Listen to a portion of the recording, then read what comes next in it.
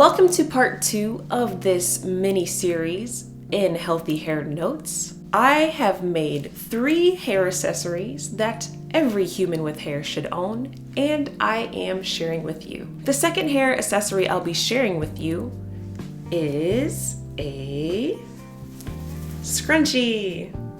Let's get started. After making the Christmas turbans, I had plenty of elastic left over, along with the satin I used for the lining. I started out by eyeballing the pre-cut elastic to see if it would fit on my wrist. I found 2 equally small elastic bits that I would use for my hair.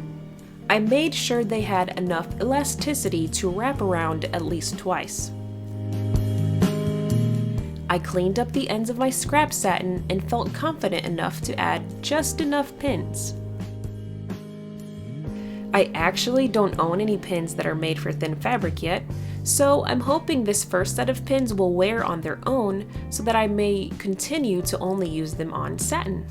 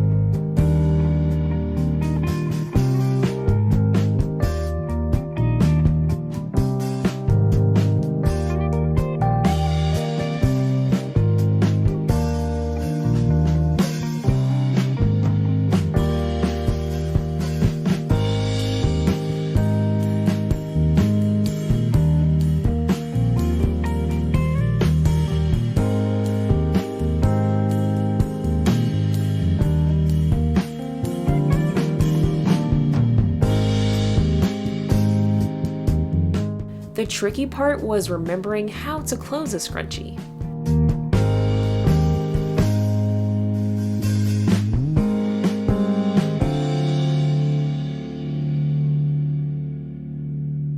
I did make sure that my seam lined up before continuing the closure.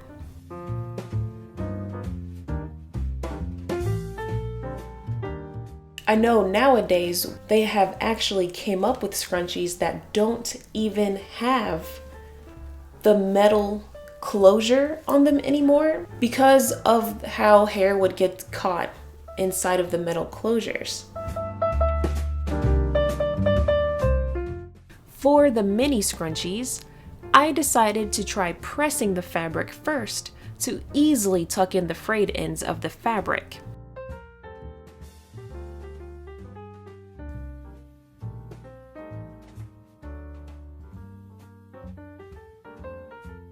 I'd say that worked pretty well until I forgot to turn the fabric inside out before inserting the elastic.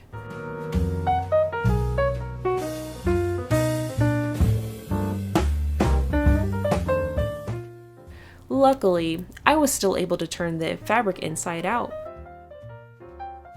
In the beginning of my healthy hair journey, I was reading how satin protects the hair in the sleep. So you can cover your hair with a satin bonnet or a satin scarf, and the friction between your pillowcase and the bonnet would not disturb your hair while you sleep.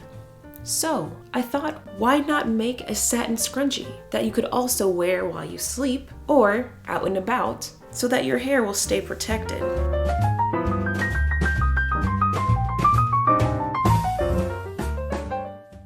You know, I just realized this wasn't even my first time making a hair scrunchie. I think my first time making one was in Girl Scouts, we were learning how to use a sewing machine, and I remember I had to hand sew the scrunchie closed, and I think I had a hard time with that.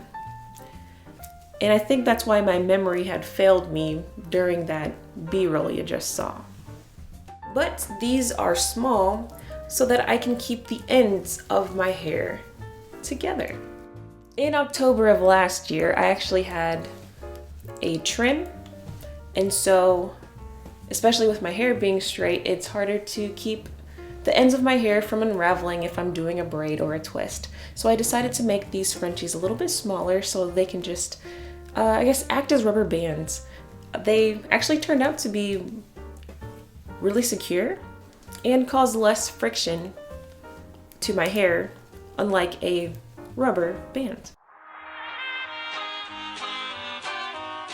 Well, there you have it, folks. 2 nice small hair scrunchies and 1 large scrunchie. I guess kids are wearing it for fashion these days. Cool. But with that being said, thanks for watching part 2 of this mini series within Healthy Hair Notes. I post every week, and if you liked what you saw, don't forget to also hit that subscribe button and share this video with a friend. I'm Lydia Ashley, Future Master Needlewoman, and I'll see you in part 3. Actually, in October of last October? What?